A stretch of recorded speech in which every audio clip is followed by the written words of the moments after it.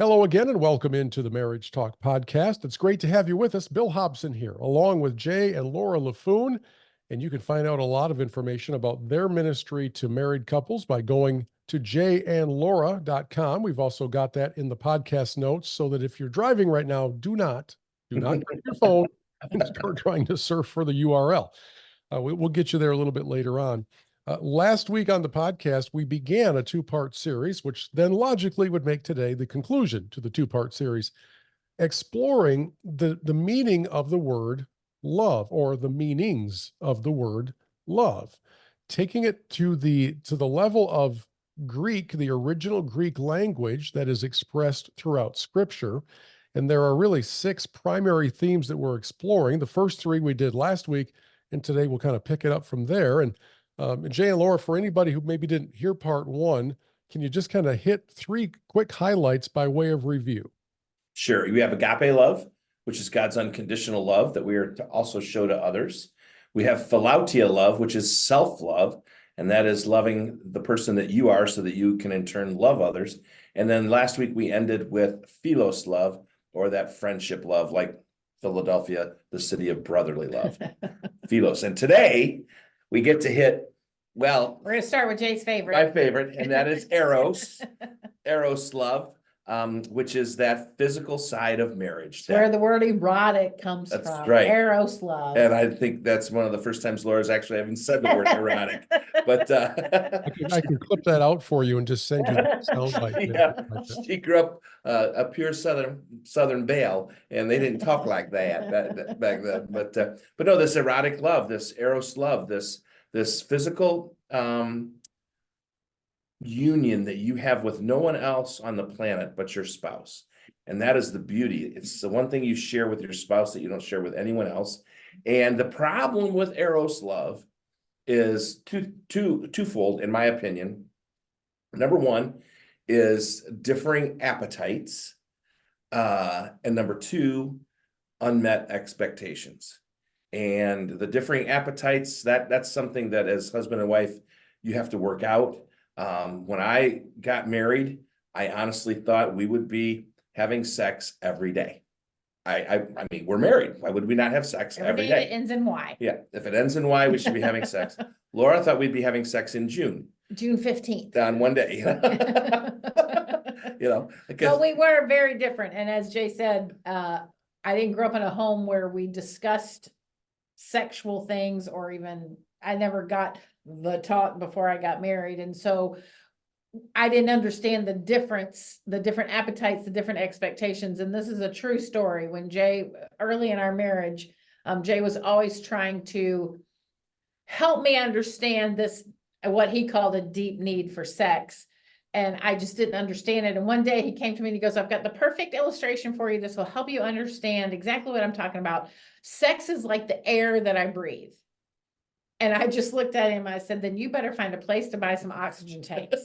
That was just the difference in where we were as male, female, as Jay, Laura, who we were raised, how we were raised. And that led to a lot of difficult conversations, a lot of difficult about expectations and what was fair. But this Eros love is not something that you can just sweep under the rug and not have a part, let it be a part of your marriage. Now, we know as you get older, or maybe you go through illness or sickness, it's going to change. Your sex life will ebb and flow. But you can still have that intimacy, that sitting next to each other, an arm around each other, a hand on the, we're not always talking about the consummation of the sex act, but we're talking about that intimate love. One of the misconceptions that I had early in our sex life was that Laura was my new play toy, that, she was this little play toy for me to play with. And I heard repeatedly the phrase, groping is not affection. Stop groping me. I'm not, groping is not affection. I need to be, you need to be affectionate with me. And so being a young man that wanted to please my wife, I really worked hard on not doing that. You know, I wasn't gonna whack her on the backside anymore, you know, or come up around behind her and squeeze body Just go parts. No lie, true story. We I didn't know where he was going at first. Now I just realized. now fast forward, kids have left, we're empty nesters. We're fixing dinner together one night, which we love to do. It's very romantic if you have time to really prepare a nice meal. And these words came out of my wife's mouth. Why don't you grope me anymore? You're like, wait a minute. Yeah, I was put on probation for doing. You know, Greg Smalley says he's been married to 4 different women, all of the same body, but 4 different women. And that's when I realized that statement was true because yeah, it just changes. And this erotic life and I say that biblically, this erotic life between a husband and a wife, it takes constant communication. Yeah. Because seasons change. You know, when you're newlywed is different than when you have young children in the house. When you have older children, when you have teenagers in the house. Yeah, I mean, it's always changing. And one of our favorite verses is found in Song of Solomon, and it's the wife telling the husband, let's get away and spend the night in the villages. So in other words, spend the night at a hotel. Florida? Yeah. No, not those villages. Not in Florida, but There's you a lot can. of arrows going on down there too. So Yeah. There is. But you know, basically saying we need to get away so that with the intent of being intimate. Yeah. And again, God not only invented, but he ordained hotel sex. I mean, that's a thing to get away so that you can consummate your love for each other in with no kids around. Well, a few minutes ago, Laura, when you were addressing this, you used a phrase that I don't even know if you did it on purpose, but you said to talk about what is fair, right? So what is fair in this concept of Eros love? If we take all of that and put it into the context of our current culture, which is a disaster when it comes to the proper expression of love. It's you know, the pornification of America. It's everything goes. It's now you can just throw another letter on the end of the alphabet and that's your new world. Yep. And nobody can tell you otherwise. How do you help bring couples to a point of knowing what fair looks like? And by the way, fair it's not like when your kids are arguing over who gets the bigger half of the candy bar. That's not fair. But we're talking about what helps a husband and a wife feel like they're both being valued and heard and pleased, I guess is the best way to put it. So how do you get to fairness? And because I want to I was gonna say, he asked me. I know, because in our relationship, at our worst, I felt rejected and Laura felt used. And those are big words, but that's how we felt.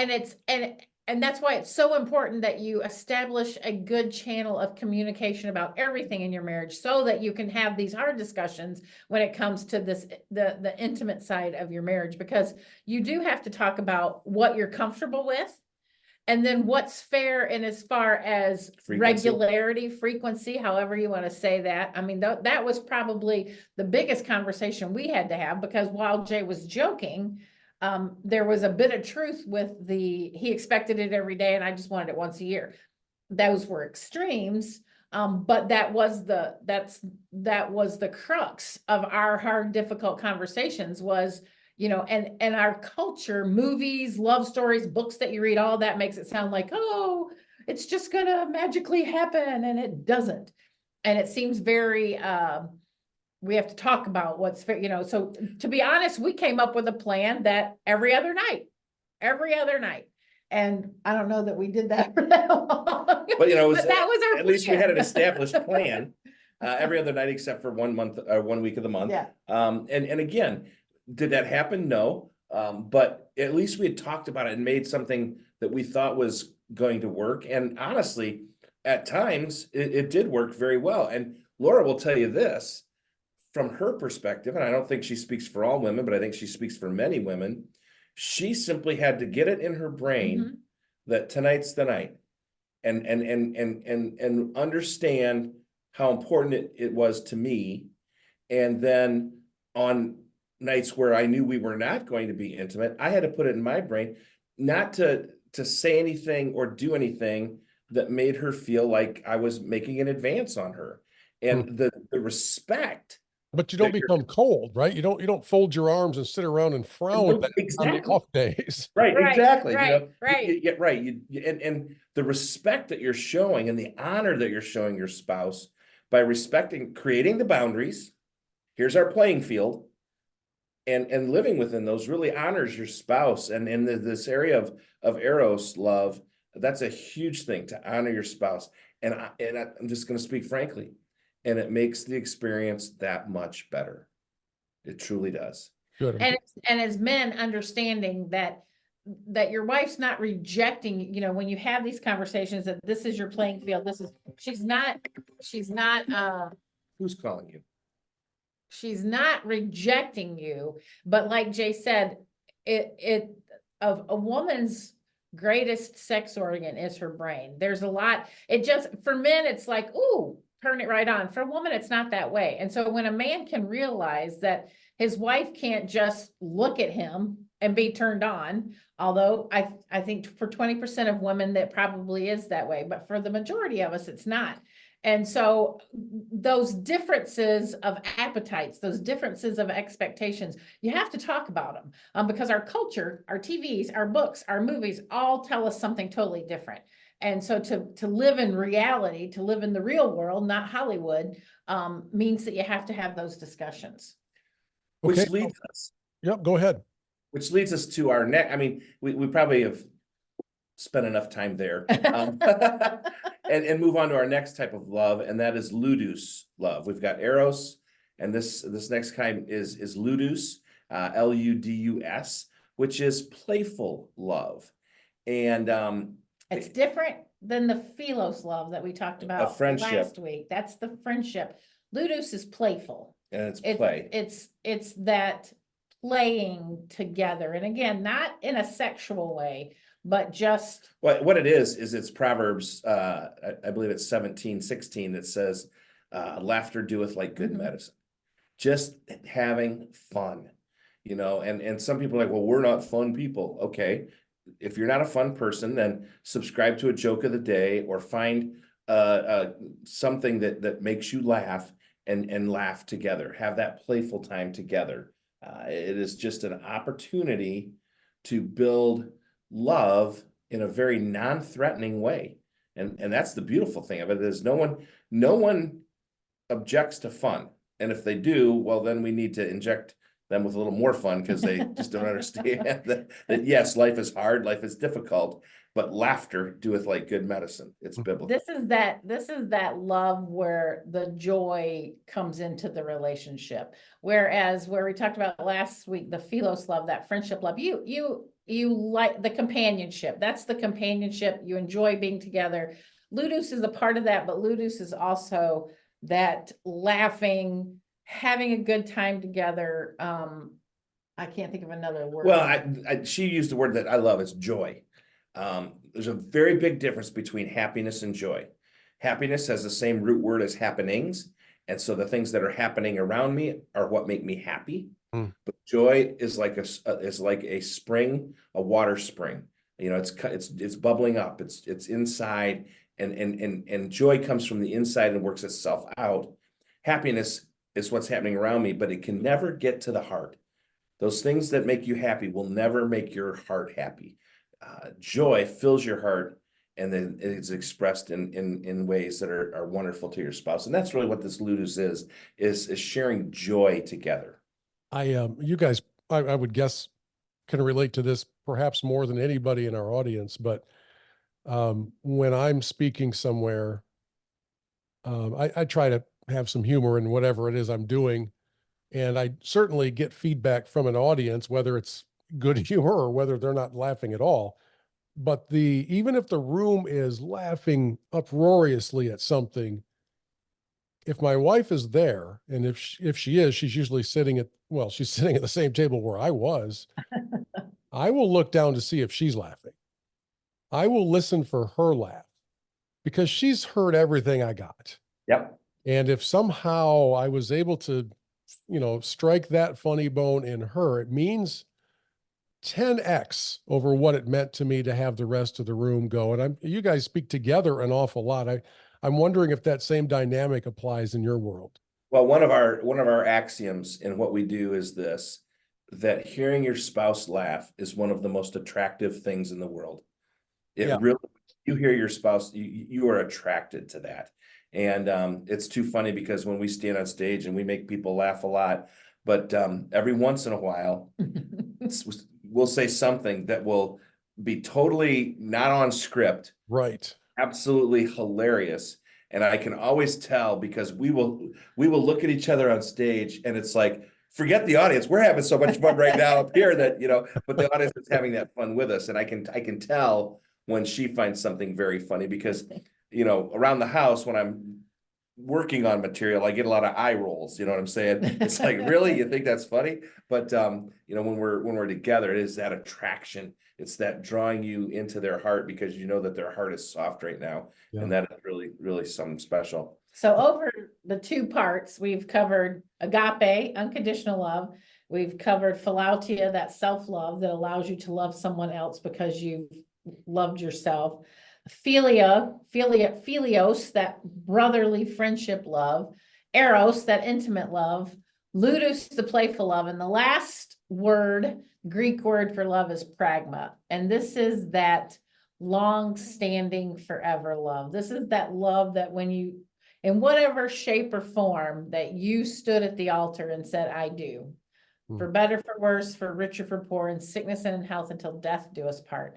That's forever. This is that forever type of love that says, I'm not giving up. We're gonna work through it. We're gonna go through it. We're gonna live through it, and we're never giving up. Yeah.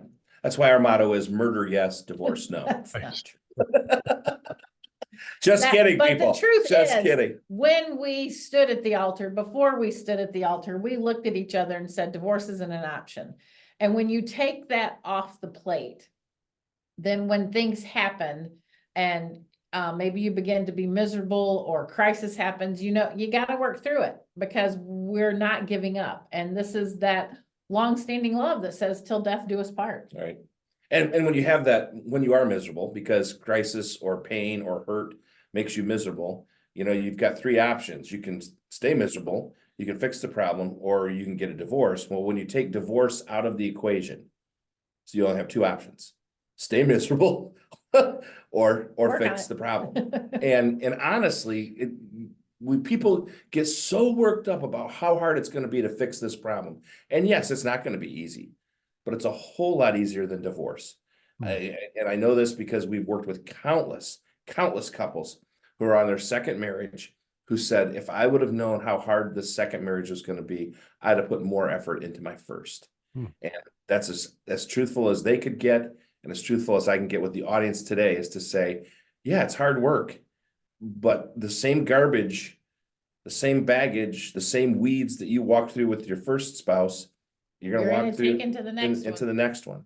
And so, and all of this is in the same era when our culture has made divorce so easy that we have this battle between you're not, I mean, unless there's some egregious motive and cause behind this rupture of the relationship. And certainly there are times when through abuse and that kind of thing. So I don't want to discount that, but from a culture that says, if you don't like them, or if it's not convenient anymore, or other temporal reasons, I'm not happy. get out. Yeah, if you're not feeling it today, if this isn't your week, or if this isn't your month, or if he was mean to you, whatever. So it becomes so easy to just say, I'm going to throw that one away and we'll try the next one. And I keep hearkening back to the lives of celebrities that we've seen over the years who have the multiple, he's been married 7 times, or he's been married 6 times. I keep asking myself, I wonder if anybody ever considers that person happy. because all of that was done for the pursuit of happiness. They never found it, right? So the happiness comes with a God-honoring, long-lasting fulfillment of that vow. That is not, by the way, to make anybody who's listening who's been through a divorce feel bad. That is not my point at all. Mhm. My point is that as you rebuild your relationship, whatever the next relationship looks like, put it in a new framework. Mhm. And the framework that follows through these 6 different definitions of love that we've covered last week and this week, ending with pragma, the long-lasting, the committed, the dedicated love that does not have an out clause to it. And even though you may not have nonstop giggles every day, there's a difference between that and joy and peace and knowing that you are doing everything you can in your relationship to honor God's definition of marriage. And it takes me back to something we talked about last week when we were putting all of this under the umbrella of our current culture. And I would beg everybody, please do not formulate your strategies for life based on the latest poll in People magazine or whatever, because those shifting sands, they never make any sense. They never have any staying power, and they certainly are not rooted in the foundational teaching and instruction of Scripture, which has not changed over time. And with that, we bring to the close a 6-part, 2-episode primer on the Greek definitions of love. So if you didn't know any of those words coming in, you have the potential now to sound super smart to your friends. Might I just recommend you bust some of that out at a party sometime. There Like, you go. what you're really talking about there is philautia love. And then you'll see people slowly move away from you at the You're so full of Ludus, it's a joy to be around you. Exactly. If you'd like some more information on all of this, and if you'd like to invite Jay and Laura to come to speak to your group, perhaps, you can go to jayandlaura.com, and we have a link to that in the podcast notes. And again, we would invite you and actually ask you to please share the link to the podcast, whether you're watching us on our YouTube channel or listening to us on a podcast platform. Share the link with other couples in your life so that they can have this kind of insight and hopefully connect with us as we continue on this journey here on Marriage Talk. Thanks for listening. We'll talk to you again next week.